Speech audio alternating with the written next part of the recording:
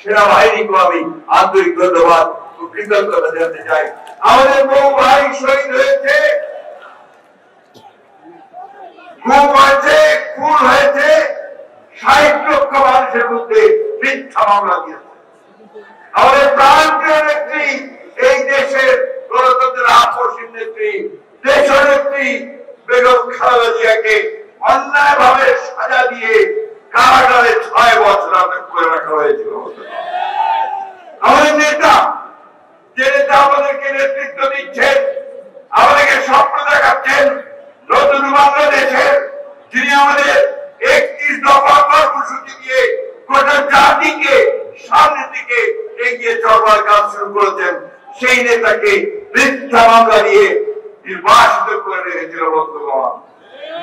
বন্ধুগণ, আমাদের আনন্দের কথা হচ্ছে যে আমরা এত কিছুর পরেও দমে না গিয়ে আমাদের দেশের খালেদা জিয়ার নেতৃত্বে পরবর্তীকালে আমাদের নেতা জনক তারেক রহমানের নেতৃত্বে আমরা আন্দোলন করেছি, আমরা কারাভোগ করেছি, নির্যাতিত নিপীড়িত হয়েছি, কখনো মাথার মতো করিনি।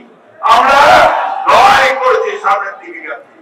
বন্ধুগণ, আমি আজকে আমাদের সেই সব শহীদ যারা এই দীর্ঘ 15 বছরে এবং জুলাই আগস্ট মাসে যারা প্রাণ দিয়েছেন, শহীদ হয়েছেন, তাদের প্রতি শ্রদ্ধা জানাচ্ছি।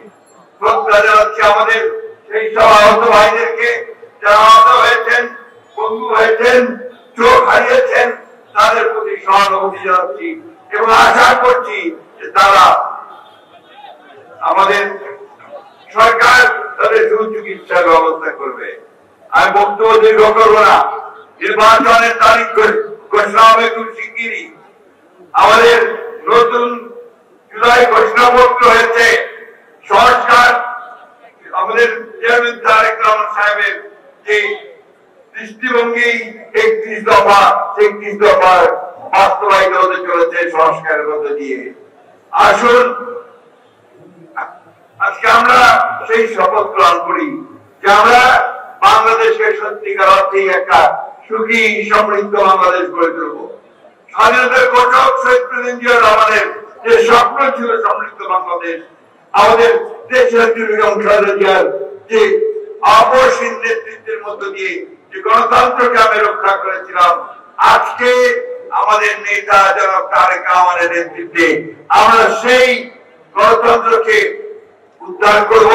আমরা সমৃদ্ধ বাংলাদেশ নির্মাণ করব, সাম্য মানবিক মূল্যবোধ ও মর্যাদার একটি দেশ, একটা রাষ্ট্র আমরা তৈরি করবো। বিশ্বের দরবারে আমরা মাথা উঁচু করে দাঁড়াবো। আমাদের ভারপ্রাপ্ত চেয়ারম্যান সাহেব এখানে উপস্থিত আছেন। আসুন আজকে আমরা সবাই আমাদের পক্ষ থেকে তাকে ধন্যবাদ জানাই যে তিনি আমাদেরকে নেতৃত্ব দিয়ে আমাদের মুক্তির পথ দেখিয়েছেন। আমি ধন্যবাদ জানাবো দেশের সমস্ত মানুষকে, রাজনৈতিক দলগুলোকে, ছাত্রদেরকে, এবং এটা না বললেই নয়, আমি দেশপ্রেমিক সেনাবাহিনীকে আমি আন্তরিক ধন্যবাদ ও কৃতজ্ঞতা জানাতে চাই। তাদের সহযোগিতায় আমরা এই বিজয় অর্জন করতে পেরেছি।